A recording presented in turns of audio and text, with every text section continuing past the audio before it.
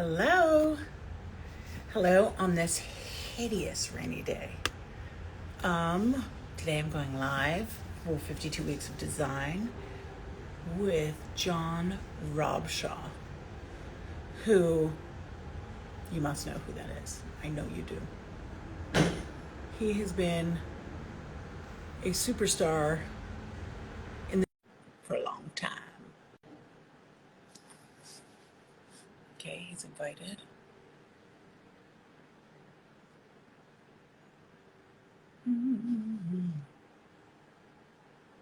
Nope. Hi, John. Okay, I'm going to try you again. Invite.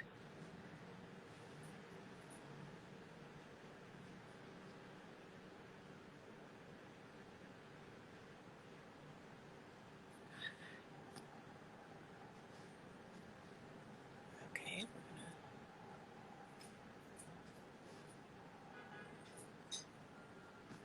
we're gonna click.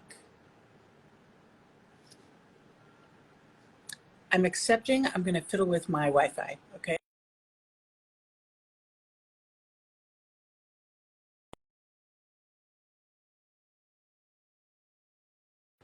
Trying to get in.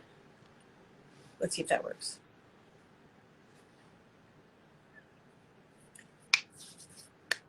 John. Hey, yeah.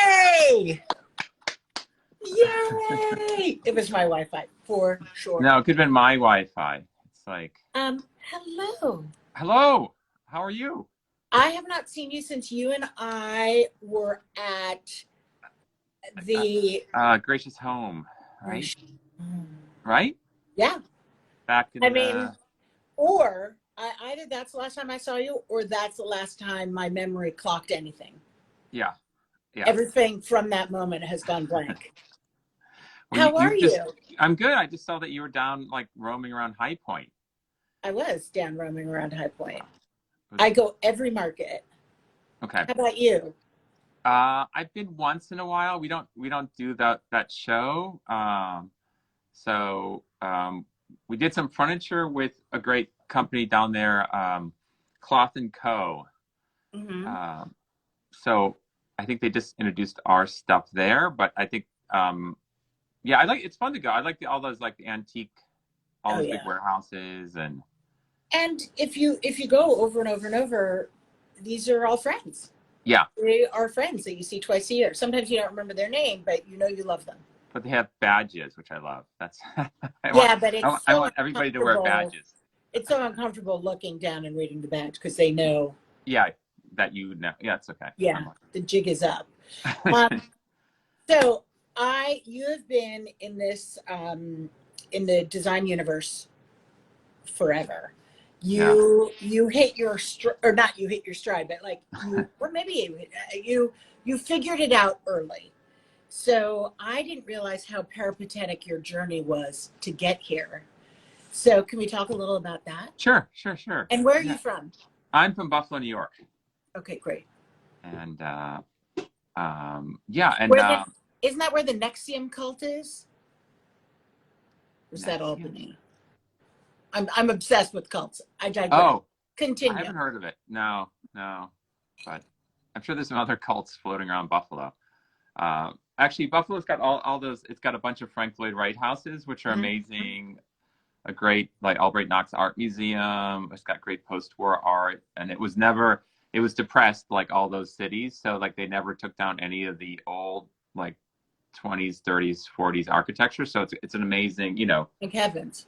yeah. I know a lot of architects go there, poke around, and it's just sort of, it got, just because it missed any revitalization until, like, Yeah. recently, everything's there. So It skipped over the danger zone. yeah.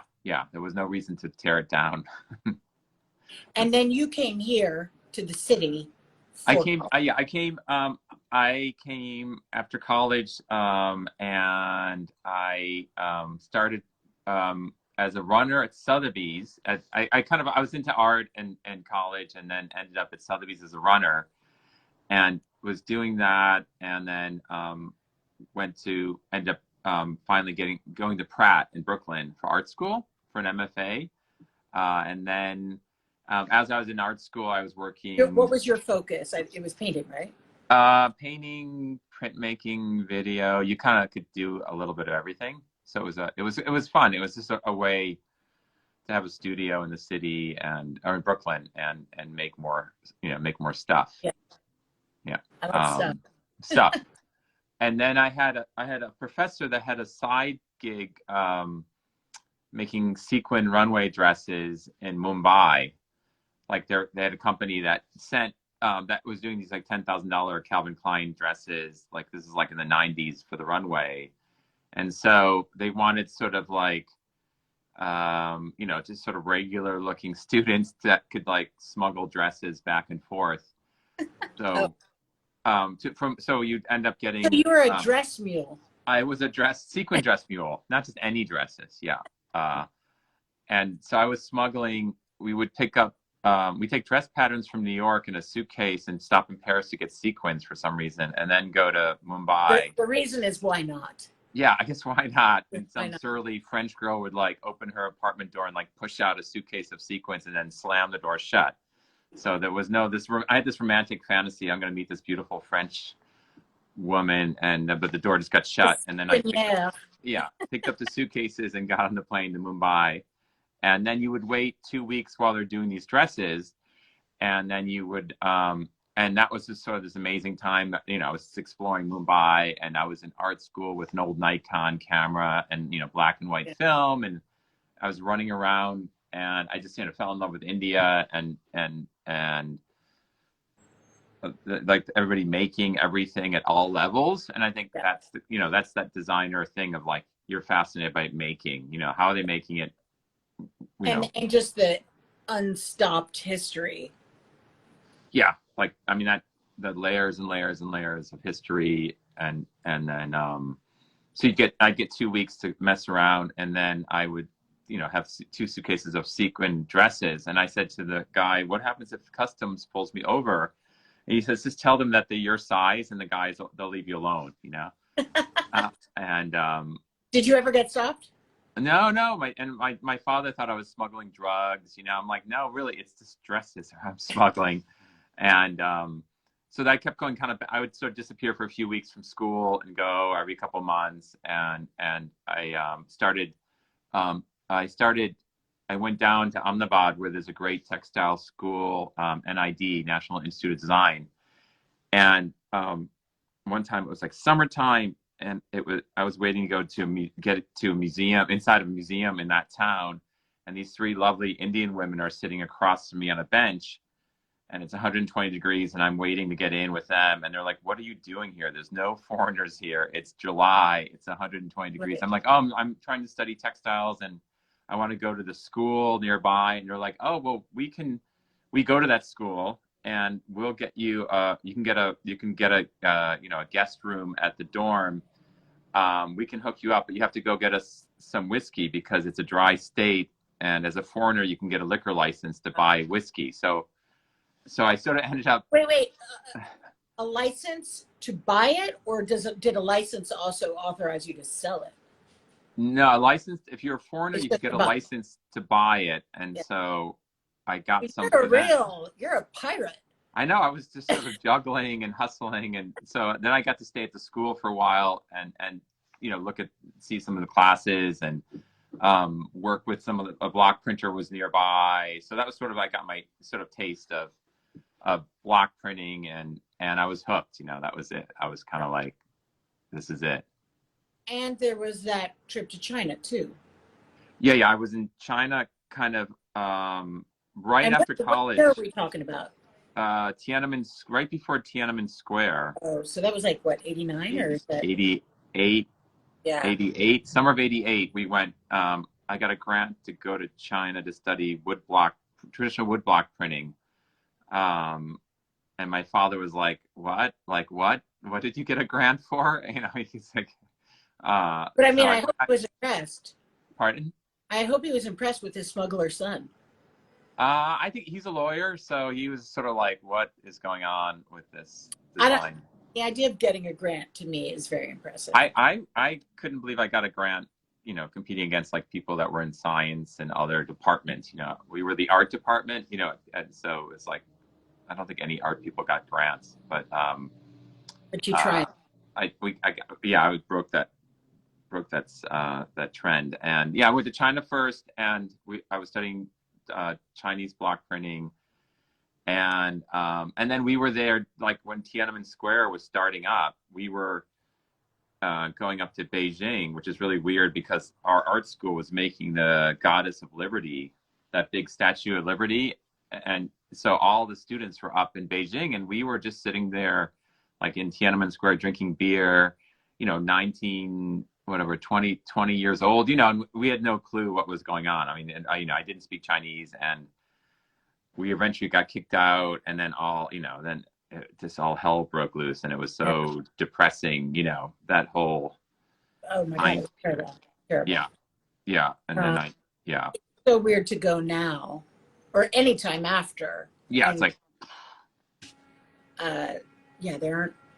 Anyway. Yeah, no, China's a whole. I mean, like they were riding bicycles and Mao jackets, like when we were in school. That was like there were no cars. I mean, it was like it was that end of that time period before China just got revved up and started opening and changing its. Yeah, the economy was opening up, and so that was to go back. Yeah, now it's just sort of like I don't know where you are, when you go there.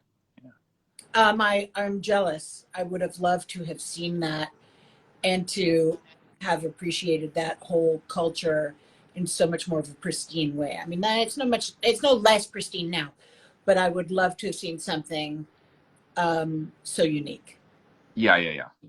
Like other parts of Asia, didn't kick in that quickly. So I think other parts of Asia, when I was traveling around, were kind of stayed there longer, like Laos and Cambodia, but yeah, China is just a crazy story.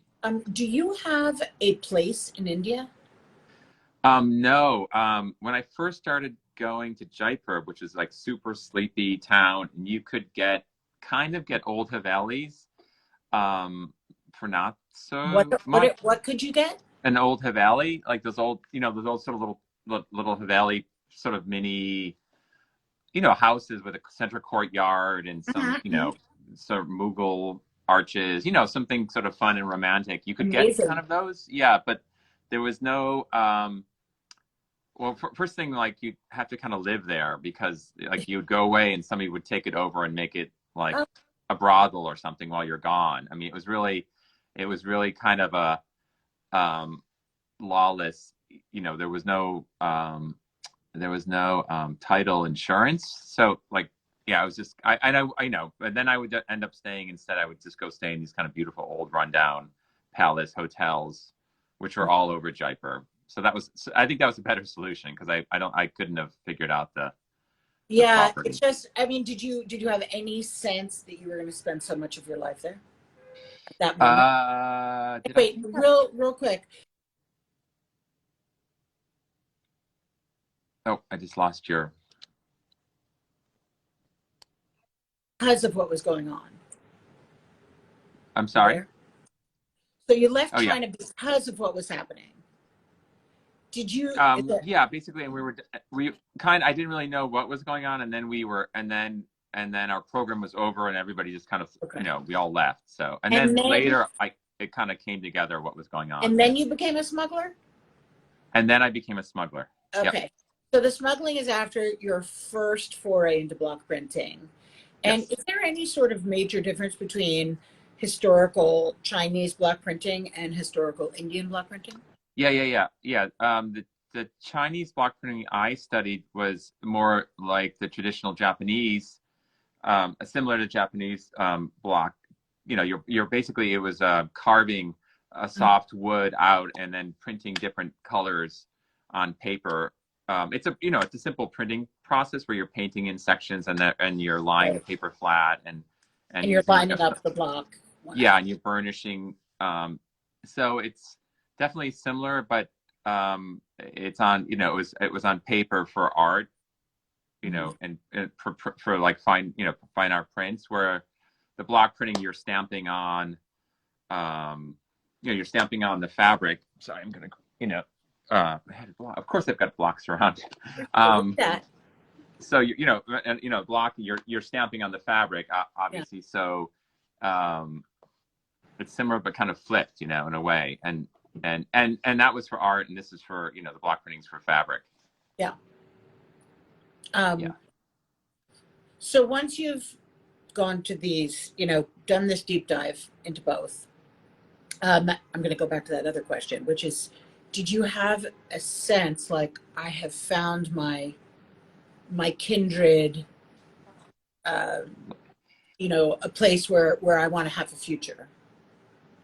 Yeah, I think being in art school, which is like this great place of everything's kind of open and all these crazy, art school had all these crazy characters from, in Pratt, we had kids from Brazil and Korea and Japan. Those It was crazy really a Brazilian. fun.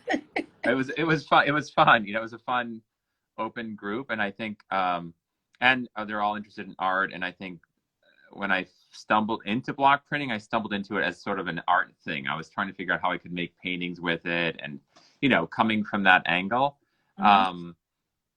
And I know, like, the first time I can remember when I first started printing, and I first started sort of like figuring out the blocks and like doing repeats and overprinting and like making stuff bleedy and doing all the things that are completely wrong to do for a block printer, like traditional block printers. Um, I was just like, this is super cool, and I'm into it. And, of course, with no idea of what I was going to do with it. But I was just in that art mode of like, this is Yeah. really interesting, and I can do something with this.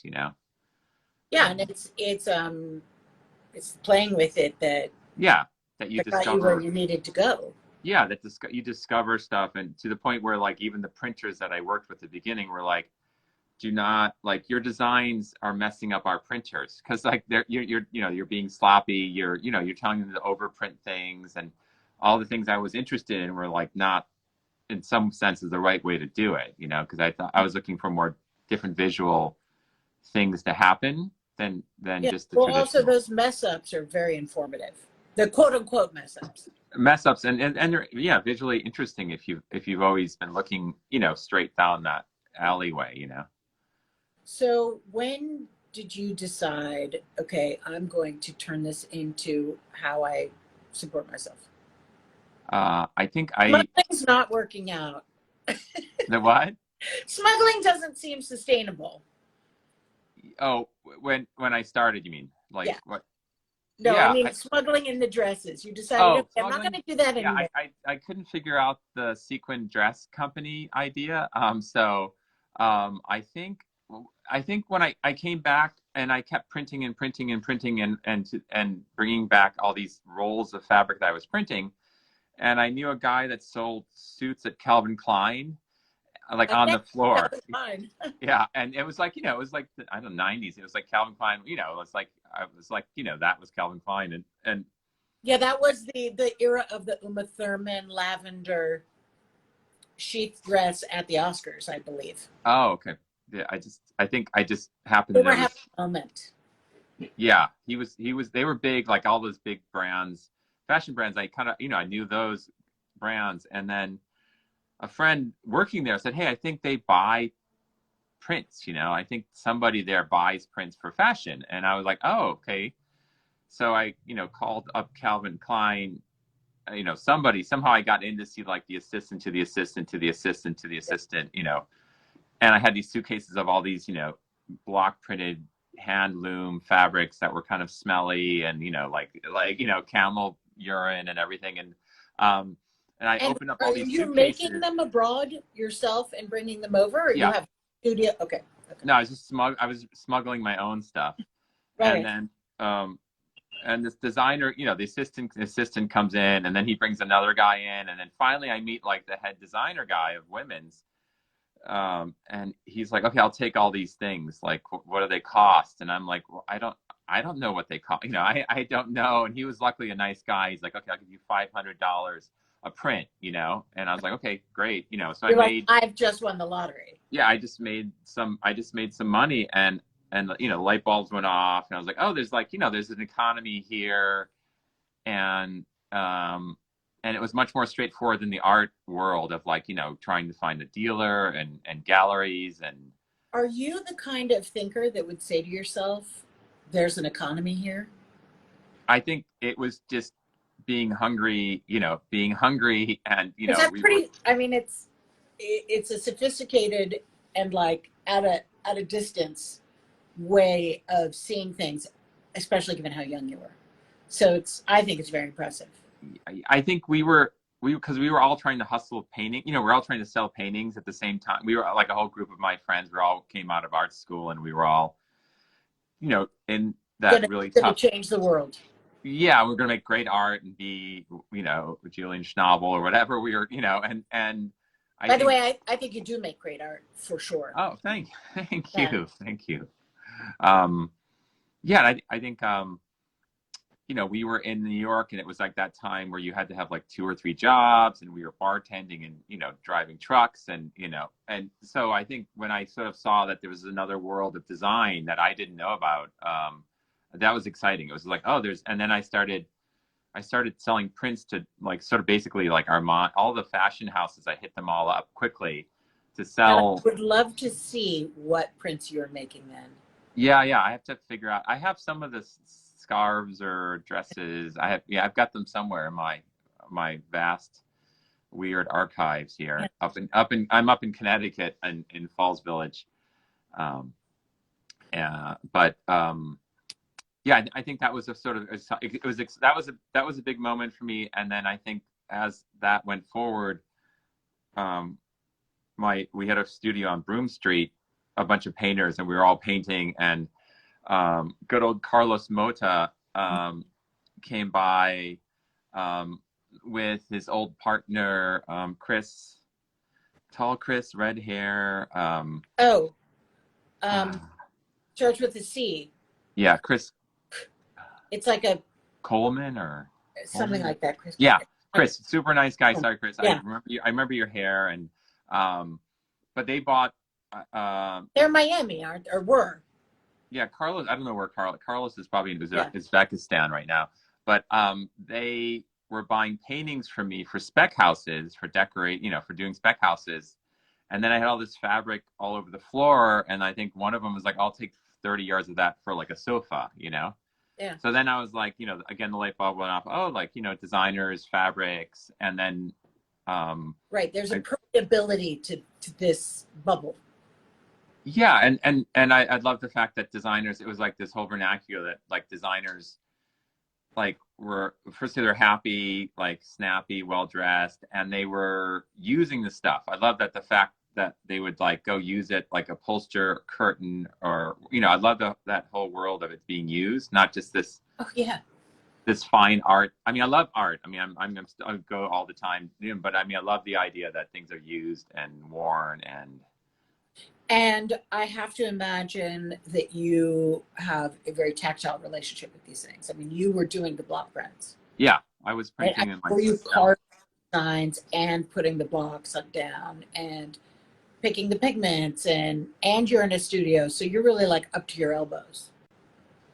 Yeah, in India, I mean, I couldn't carve the blocks because they were so intricate. But right. I mean, I could design the prints for carving.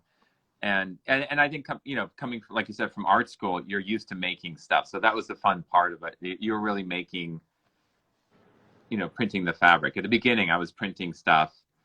And then later, then I could get more, as soon as I could hire a printer or two to print, for me. Do you still do any of it, like for fun? Yeah. When exploration?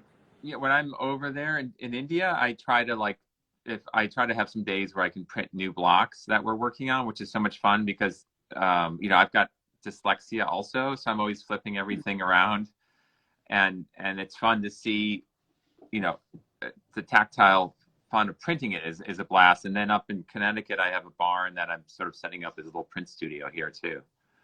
Yeah. What did you do over the last 2 years? Well, we had a little girl. Now we have a little COVID baby. Congratulations. Yeah. So now you have a baby and a parrot.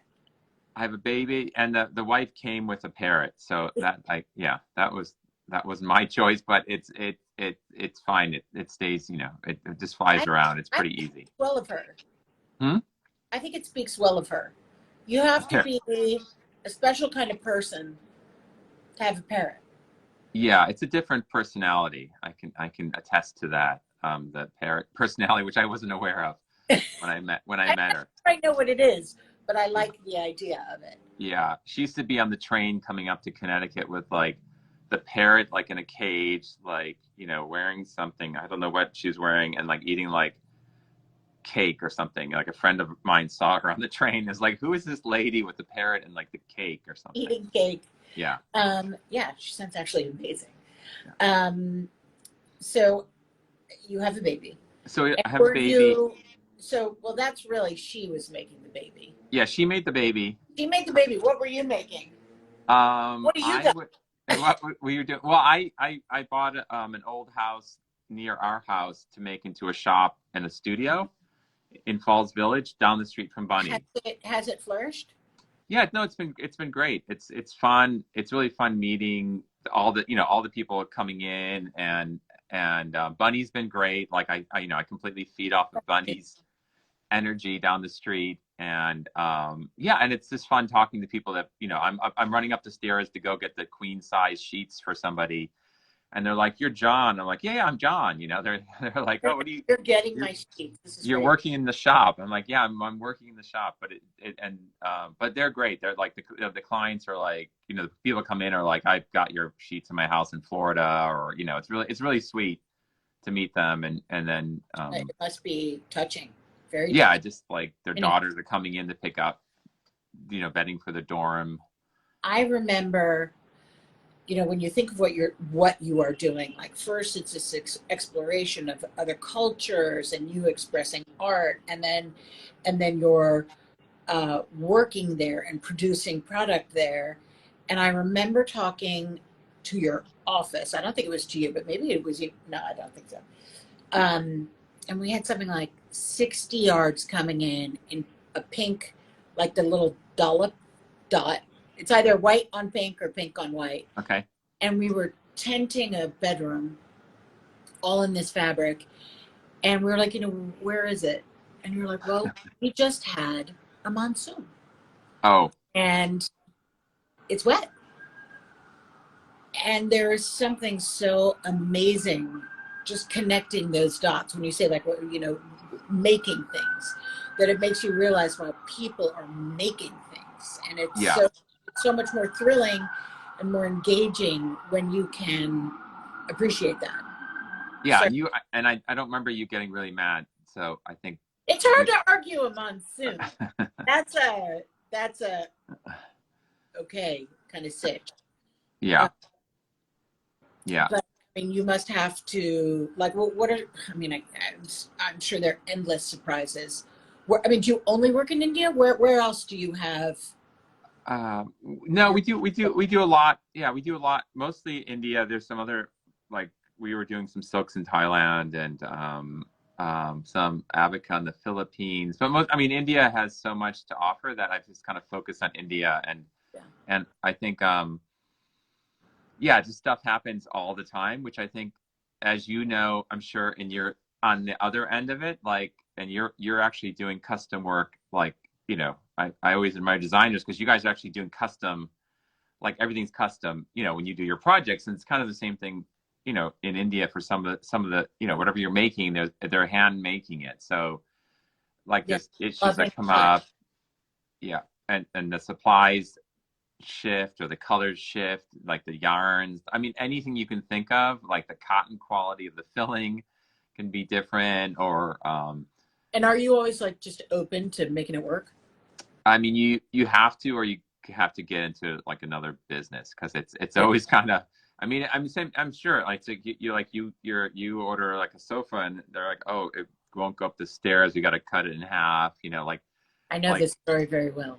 yeah, and you do, like, you cut it in Yeah, half, you get it upstairs. It's like, okay, the client's like doesn't know or does know, and yeah. You just don't want them to witness the surgery. no, you don't want them They to be can know anywhere. it. Like, I don't want to witness it either. I Yeah, just make it work. yeah, Uh, just make it. Make it work. Were you at all intimidated by the idea of doing something so ambitious abroad? No, because it didn't start. It wasn't ambitious. Like when I started, it was really, I was in the back of the Javits, like in a little tented Yeah. booth by the bathroom. Like you couldn't even see what I was selling. Like you had to go through the tent to get in, and And I were think I you think I bolts of fabric? What was it? Or was it finished goods? something like completely impractical, like yardage bolts of shears and things that I didn't belong at the gift show. I didn't know, and I think I mean, the gift show almost doesn't belong at the gift show. no, and that It's not, very luckily it sort of sunk into the river, right? strange. um, no, but I think it's. I mean, I think like you. I mean, I think as these longer, your career kind of starts growing, you start figuring things out, and it's good because you make a lot of mistakes, but they're small mistakes, right? So you kind of and eventually kind of learn enough as you grow, um, that some of the mistakes I made at the beginning would be horrible to do, Right. at In huge quantity. yeah, in like thousands of meters. I think though, I think that your approach to that is to how it organically changed is very much an artistic or artist or artistic person's approach. And I think sometimes when I look at businesses, creative businesses, where they're like taken over by private equity, I'm sure there are wonderful private equity people out there, but a lot of times those people come in and they think they're going to like create efficiencies, and that's when it all goes to hell. That there is no organic development and incremental progress, which feels much more natural and gets you a better product. Yeah, I think it's fussy. It's fussy. It's like there's a million decisions, right? Like there's thousands of decisions you're making nonstop, about little tweaks and everything, and it all kind of adds up. And I think if it's to an outsider coming into these companies, unless it's something like super tight and clean, which these creative companies Right. aren't. Aren't. Like there's not, I don't have four sets of white sheets. I have like 22 printed sheet collect. I'm like, Yeah. it's not, doesn't make a lot of sense. So I think, and you grow up in a business, and I think you learn so much that it would be really hard to step into other people's business. Same thing, like I stepped into another person's furniture business or lighting business. It's such a big learning curve. Yeah. Speaking of what business was, I'm trying to connect my subject to the verb. What business did your parents partake in? No, that was terrible. What are they in? What did they do? My dad's a retired lawyer. Is it your birthday? It is my birthday today. Happy Thank you, thank you, birthday! thank you. Um, my dad's a retired lawyer from Buffalo, and my mom was a homemaker slash sold like Carlisle clothing. Sure, You know, Carlisle. yeah, she was like a top sales lady in the East Coast. Um, so yeah, my father didn't get art school, and all that stuff was completely foreign to him. But But he supported your doing it, and she supported your doing it. yeah, I think once it sort of started to be becoming something, and then I think it made more sense to them. And then it was great to have a lawyer behind you, right? You always need a lawyer somewhere in Yeah. your world. I told my Um, children that the three people that you need to have are a lawyer, an accountant, and a doctor. So I have three children. And I'm like, oh, okay, who's doing what? who's doing what? We're finished with the decorating. Yeah, You do this, you do that. yeah. Um, yeah, but I think they all just like to argue. So they'd like, at least philosophically at this point, they'd like the lawyer. But if your mother is also, I mean, was there any exposure to you showing you the fabrics or the suits coming in? Or, I mean, that's like one big trunk show, right? Yeah. She would have trunk shows at the house. That was later. I think she's from New York, so she kind of grew up in going to museums in New York and was in and painting like knockoff Picassos and stuff. So she Got it. definitely, yeah, she got it, and she was a design and fashion, and she's a very chic lady. She's, yeah. So I Believe think she was yeah, she was definitely an influence. And then later when she started selling the clothes, um, you know, I would see her working with clients, and she would remember what they bought last season, and Yeah. like say, you know, that jacket needs these pants, or you know, I was like, well, you know, Yeah. she was, you know, she's good. How old were you when she was doing that? I think I would. It was during college, after college, kind of. So, I mean, there, I appreciate her entrepreneurial spirit, and they must be tickled by what you have created. Yeah, I think they're it's you know they get lots of bedding, like my sister and my mother and you know my sister-in-law. So everybody gets bedding all the time. So I think Okay, they're but happy. lots of Yeah, things, not yeah. just bedding. Tell me all of the things that you've got your hand in right now. Right now we do fabric by the yard, wallpaper, bedding. We're doing some furniture with Cloth and Co. Right. I've got the shop that opened up here in Falls Village. And what else is going on? I can't. That seems like enough. And, I better stop. Yeah, and your baby, a new yeah. baby, and a ferret. And I got a baby and a wife to chase around. So Yeah. yeah. Um, what is there a particular part of your businesses that you enjoy hanging around in more? Like, is it Uh, still the painting? Is it looking at dyes? Is it yeah. travel? I think I enjoy. I have a studio. I keep a studio in the city for my designers, and so I'm in the city half the week with designers, and then I'm up here the other half of the week in the shop. And I think it's a nice balance of like you know working on design with the designers, and then coming up here and sort of like being a shopkeeper. Totally.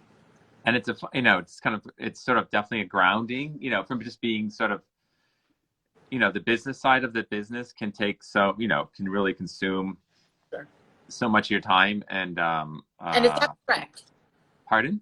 It's abstract. You're thinking big picture and what are we going to do? And then you're in the shop holding the finished project. Yeah, and I think that's I try to separate my days to being like I won't talk to my CFO to like the afternoon or something you know like I really try to avoid different parts of the business different times you know of the day because I think if you're in the design mode which I you know obviously the super fun part of it Yeah. um you know that but that you know we design a certain amount of prints every collection and then we're kind of done you know so So how frequently do you release new collections? we do spring and fall and Okay. each collection will have maybe 50 60 new prints in it and so I mean That's a lot. we do a lot of prints and like that's cut down from probably like we probably sample like 100 prints that we cut down from so it's like we definitely oversample you know. And sure, are there actually, it's funny, I was in a fabric meeting today and I forget what the euphemism they used for like if this doesn't work, like if this sucks. There was some Oh, like if it fails or if that they're like yes, of course we'll do a broader sampling um, in case dot in dot dot case, yeah, the in inevitable. case. So if you're doing 60, are these 60 separate designs or are these 60 SKUs? No, it's 60 separate prints and so not multiple colorways of a design. They're all separate because we do lots of pillows, so you know Sure. it's sort of like And pillows, people duvets. color some of your designs? Are you available to custom coloring? In great Eh, quantity, obviously. It would have to be a huge amount. yeah, just it has to be kind of worth getting everybody Yeah. involved in it. Like yeah, we do some betting for other companies. And yeah, it's just kind of like and you know we did a kids collection for Crate and Barrel coming out. So like we do different kind of pop-up projects, Yeah. which is fun too, because then we're giving a bunch of prints to somebody else Right. to worry about producing and selling and And all they that. each sort of have their own personality, like what goes to Pottery Barn Yeah, is yeah, like not what and somewhere else. yeah, and I think and that's fun though. It's fun meeting other companies and sort of like, you know, seeing how they work and how they organize, and you learn. I mean, that's the fun part. I'm never, I'm always open to like talking to people because it's a fun, like we just did some shirts that are coming out for Untuck It, the Untuck It shirts. I do And that know, was and I know that because when one of my sons was like 5, he was like, "This is genius." I was like, that's it. That's the model. enthusiastic response. That's the model of it. It's just Untuck It, Yeah. and yeah. Yeah. I was like, tuck it in anyway. Yeah, tuck it in. I'm your mom. Exactly. Do you, well, when did John Robshaw, the eponymous company, or the way I think of it, when did that Thank you. happen? We just did something like 25 years ago. I guess like I'm 56 today, so it was like my later 20, early, Just like, petered over. yeah, I'm over. You're over double nickels. Yeah. Okay. It's delightful. With that head of hair, I mean, you could be 87, be laughing all your way to forever. So you were in your around 25 when you incorporated. No, I would say like by the time I kind of got it together, I think later, like towards the end of my 20s, like, by the time I sort of got kicked the art thing from my head, and like, Well, the art and thing in your head. no, There. Yeah. I got over, being Julian Schnabel, and then I was traveling a lot too. I was like having a blast. Like, I'd go over and I'd disappear for 6 months and travel all over, because it was so cheap and fun. And I was going to Indonesia and Thailand and Cambodia, and I would go to like Indonesia and I'd find a little batik printer in Java, and I'd stay there for a month or two and just print batiks all day with the printers, like. And you just say, do you have work for me? And yeah, I would rent a table in the batik studio, and all these old guys are printing, sarongs. Like, I didn't even know that was a thing. That's like a hairdresser, like. Yeah, I would rent a table, and then I would just print batiks, and I'd pay for them to be dyed and boiled, and all the old guys are smoking the clove cigarettes and oh my God, I smoked clove cigarettes. Yeah, you're Krakatoa Craig. Yeah, you're the right age. They were big. Yeah, and they smell great. And there'd be chicken fights at lunch, like, or in the afternoon there'd be like a chicken fight going on in the courtyard. We'd be gambling. It was, it was a real like village life. So I'd hang out someplace for a month or two and just print stuff. And I think that sort of was really a fun adventure. Just. I don't usually lament being a woman because I'm happy to be one, but when I hear stories like that, like it must be really cool to be a young man and really have nowhere you can't go, and not even I mean, I'm sure you had a second thought here or there, weird nights when you're like alone in a foreign country, but it just sounds. Yeah, and they're definitely like same thing like in India, like it's definitely places that there's mostly men outside, and it's really it's definitely something that I didn't really appreciate right, you brought it up, because yeah, of course. I don't even think that way normally, but I can't, when you tell me that story, be like, oh, I wish I did that, because I know that even though the pretty blonde in your t-shirt with your long. Not sure I was blonde then. But anyway, but yeah, it's just what an adventure. I mean, it's almost like out of a novel. So anyway, but that's not when you were John Robshaw, capital J. No, that was, I was trying to figure out what I was doing, and I just wanted to learn about all the different techniques. So I would go there, or then I'd go to Thailand and go up to see the weavers in Isan, and I had no game plan. I mean, that was okay. That was my next question. Humming, or you're just a sponge at this point? You're I want to see everything. Yeah, I want to see it all. I want to learn it, and then I think I didn't really, unfortunately, I didn't, like, on this side of the world, I didn't really know anybody in the business. I didn't know fabric houses. I didn't know design. I didn't really. You braver. That you didn't know anybody here, so you went and. Yeah, I think You could be unqualified or Yeah, no, I uneducated. was not hireable. Like nobody would have hired me at that, then or probably now either. So. So when you were at I'm still trying to figure out this chronology. So by the time you're at the gift store, which I don't think, the gift sale, what do they call it? Gift show. Gift show. Yeah. You've already begun this, or that was like kind of haphazard throwing stuff in No, that was sort of after all this traveling and exploring and connected with certain mills and certain whatever, like you have. I had a little bit of a network in India that India was really the easier place to produce, So I had a little bit of that network of guys to make things when I started doing the shows. And then I think, yeah. It's so amazing to me that I will be 51 this month. Oh. So we're in the same universe. It's amazing how long I've known your name. Like forever. So it's been a long. I mean, like it's weird. It's fun that like all the designers, it's great. Like all the designers I kind of grew up with that were like that were like clients and really, really supportive. And that was like another thing I wanted to say too. Is like, I never would have gotten off the ground if like right when I started, designers were all like, "What do you got that's new? Like, show me."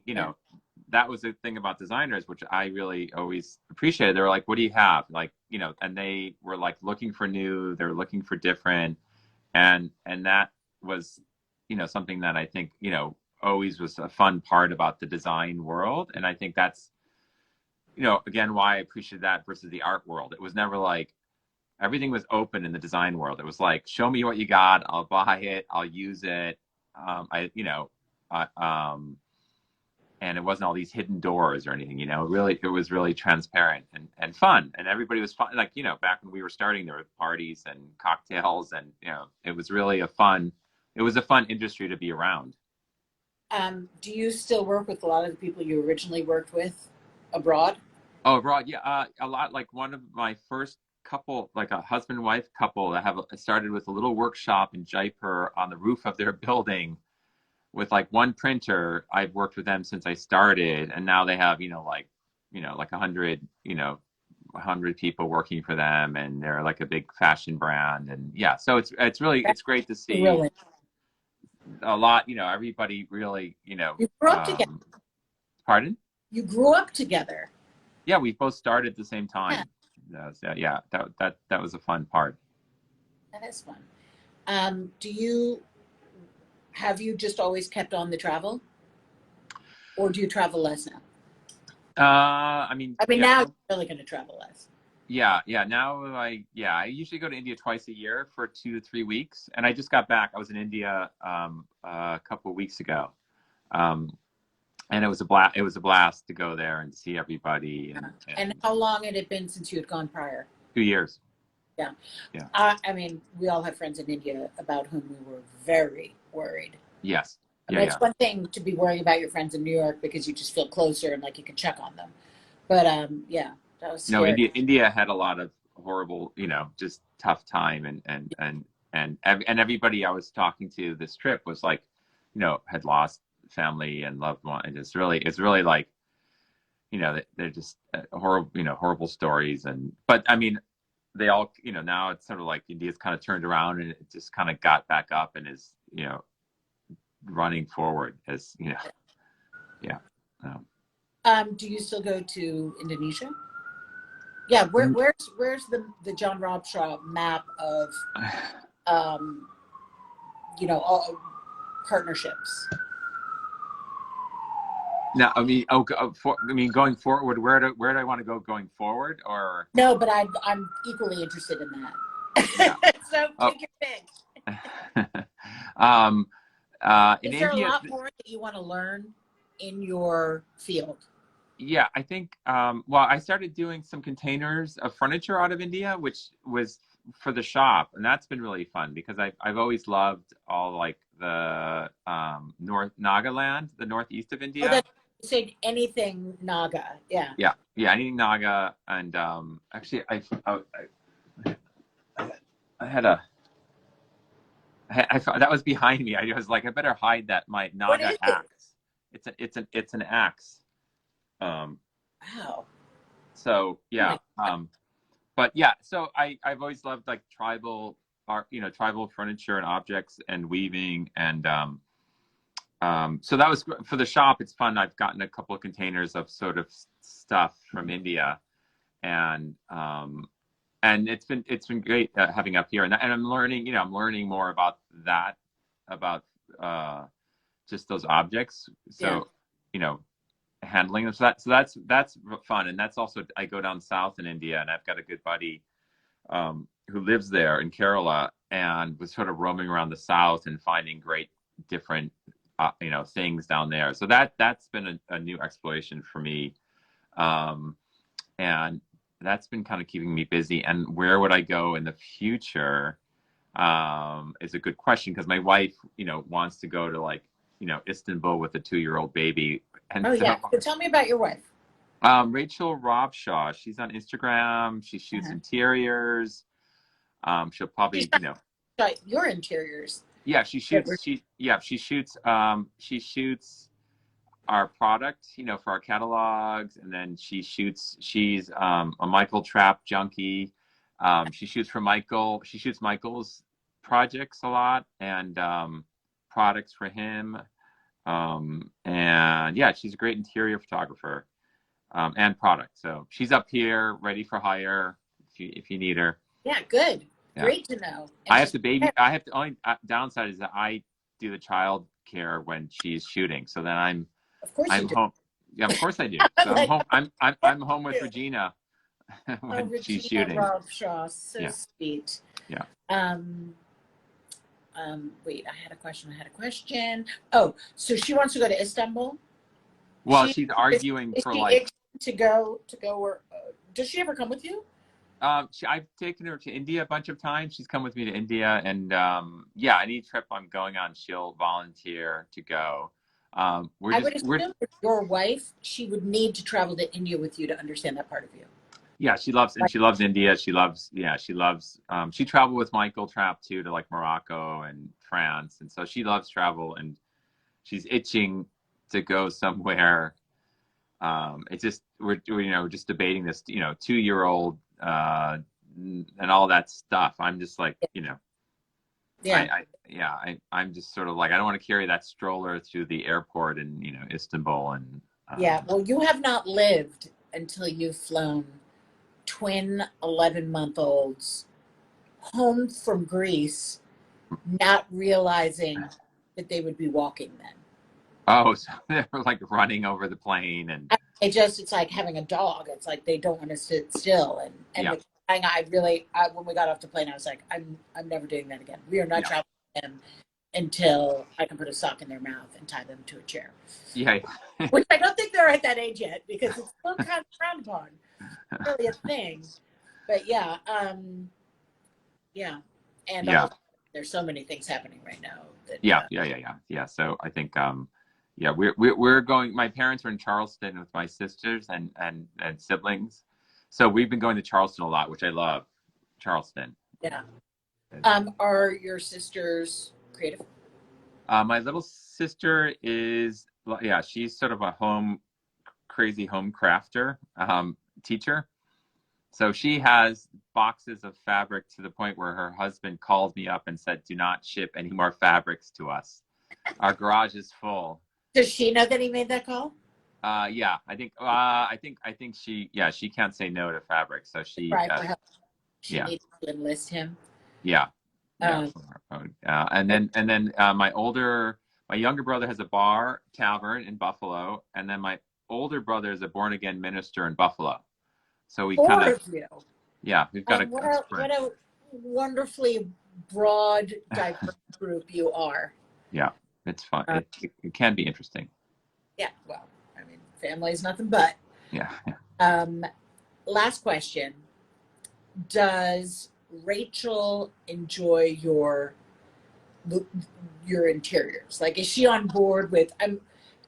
Well, actually, I don't know if you were living there already. Did you just get that place? Were you Yeah. together and you created it, or what? Yeah, that's a good couples question. Yeah, because she kind of walked into a relationship with a guy that had decorated everything. you know, Yeah, that had, I use it as a cudgel yeah, to, you know, to kill my husband. yeah. Um, yeah, no, she's pretty mellow. I mean, she definitely has input, you know, once she kind of, Yeah, you know, when she, yeah, and but I mean, I had so much stuff in every place, you know, around, so it was more about editing than adding, really, in a way, you know. but she would have to be on board Yeah, for the. yeah. I mean, no, she would. I remember one girlfriend I had who said, "I can't date you. You're too ethnic." And I said, "Well, did you read my bio? Like, this is this is like what I do, you know, like." I, Also, uh, that's a really unpleasant sentence. yeah, That that was is a, like, yeah. you're I was like, so gross. yeah, I was like, Glad okay, she couldn't date you. yeah, yeah, yeah. It didn't work out, but no, but Rachel loves. I think also working for Michael Trapp for a long time, you know, she's in this whole world and she loves, you know, she loves all this stuff, you know, and so that fortunately that's yeah, I think that's partly what how it worked out, you know. Yeah. Well, thank you so much for doing this. As you can gather, I'm a huge fan, and I really just feel like you've always been in the world of design, as far as I can remember, Yeah. and you were my first experience of a lot of the block prints that you Oh, put thank in you. No, thank uh, you. that were not, historic things. Yeah. The new contemporary creations within that vein. So, No, and thank you for buying that block yeah. print and keeping me going. You guys And have, you know. thank you for likewise those relationships that you have with those artisans and those other makers like you. I mean, you're a maker. That makes it very exciting. Yeah, well, thank and I'm impressed with your 52 weeks. That's like I Yeah, you turn on your Instagram. There I am. yeah. Uh, what was it? Oh, happy birthday! What are you doing tonight? I think we were gonna go to a restaurant up here somewhere in up in Connecticut. Yeah, I think that's it. Just the two of you? Just No, Regina shows up and we have like a good, you know, we have an hour and then all of a sudden we have to put on Coco, you know, Coco Melon or something, you know. yeah, Yeah, but she's pretty good for a while. You know, she flirts with the waiters and stuff and you. yeah. Yeah. Um, well, happy birthday! Thank you very much. Congratulations on the new shop Thank you. and for your recent escape to India. Yeah. And I look forward to seeing all more beautiful things. Thank you. And thank you so much for having me. It's really fun to chat. Thank you. Okay. Kisses. Okay. Thanks. Bye. Bye. Bye.